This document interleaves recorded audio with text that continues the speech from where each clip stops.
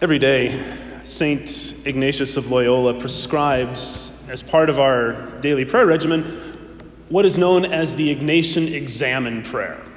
And this has some of the characteristics of a daily examination of conscience, where we just kind of go over our day and say, okay, where have I sinned against the Lord? Where have I fallen? And that's certainly a good exercise to do. But that is really only one aspect of the Ignatian examen prayer.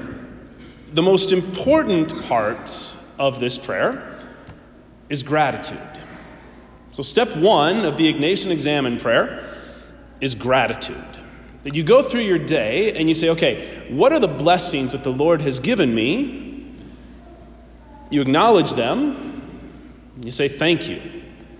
Now, I don't know about you, but I am really lousy at this. Okay, I do a really poor job at this.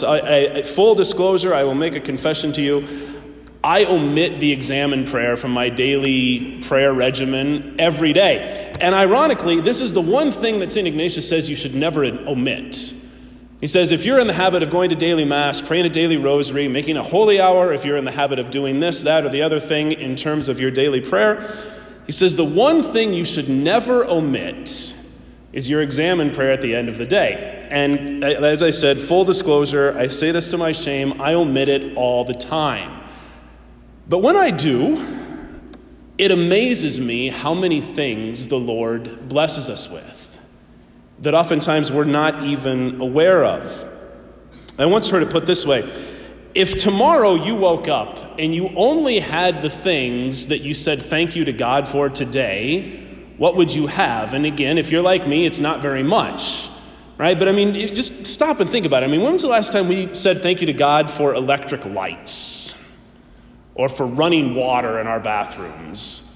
Or for hot water in our bathrooms? Right? When's the last time we said thank you to God for having a car in our driveway? Right? There's all these different things that the Lord blesses us with that I think maybe this is just me. Maybe I am really maybe you all are like, Father, we've got this down, but I'm just the only one. But seriously, I don't give thanks.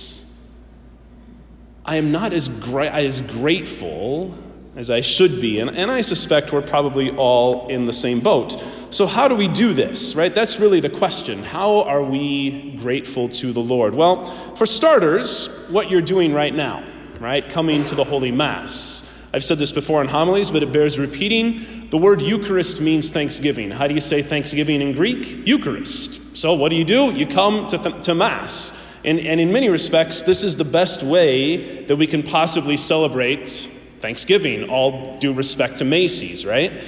Put all that aside, I think there's a better way, though, that we can say thank you to the Lord for the blessings and the gifts that he has given us.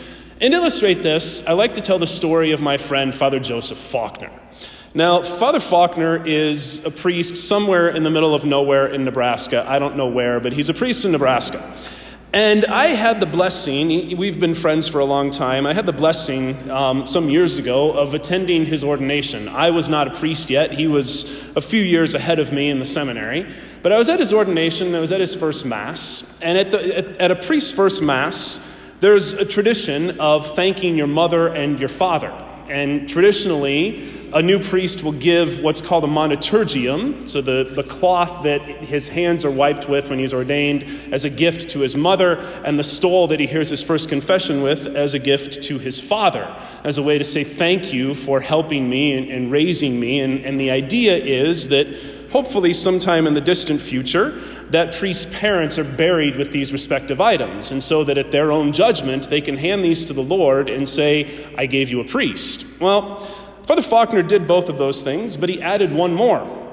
His sister, I think it was his sister, it might have been a friend, somebody, had made him what is known as a corporal. So a corporal, you can't see it, but there's a corporal back here. We'll put it on the altar. It's this cloth that goes on the altar, and the purpose of it is to collect all of the particles of the Eucharist that might break off. Because they do. The little pieces of the host will break off. It's kind of flimsy. And so there's a cloth known as a corporal that collects all of these, and it's washed a very specific, particular way so that we have reverence for each of these particles of the host. Well, Father Faulkner's sister spent some 200 hours hand-weaving him a corporal that he could use as a priest. And so at his first Mass, he showed this corporal. And he said to his sister, and he told this story, he said, she made this and she told me that I spent some 200 hours on this. And Father looked at her, this is of course before his ordination, and he said, I can't use this. I can't use this. It's too valuable to use. And his sister, with sorrow in her eyes, looked at him and said, but you have to. You have to. And he realized in that moment a lesson that he couldn't learn in the seminary. He realized in that moment the only way he could adequately say thank you to his sister was to use this gift unto the point that he wore it out.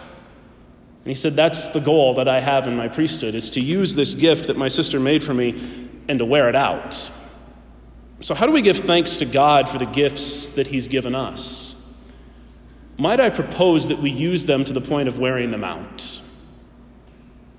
What gift has the Lord given you? Because he's given each one of us a gift, right? Far more valuable than Father Faulkner's corporal. Maybe your gift is to play the piano. Maybe your gift is to sing. Maybe your gift is to be a good listener. Maybe your gift is to lead people in prayer.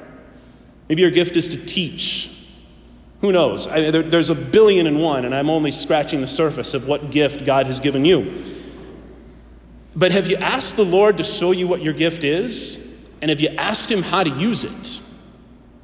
Imagine just for a moment, if you would, imagine just for a moment, if every single person in the church, the world over, acknowledged the gifts that God has given to them and then used them to his greater glory. Imagine what type of conversion that would affect throughout the whole world. On this day, as we give thanks to the Lord for so many blessings, may we not lose sight of the gifts that he has given, perhaps internally to each one of us. And may we beg him for the grace to use them for his greater glory and in his service.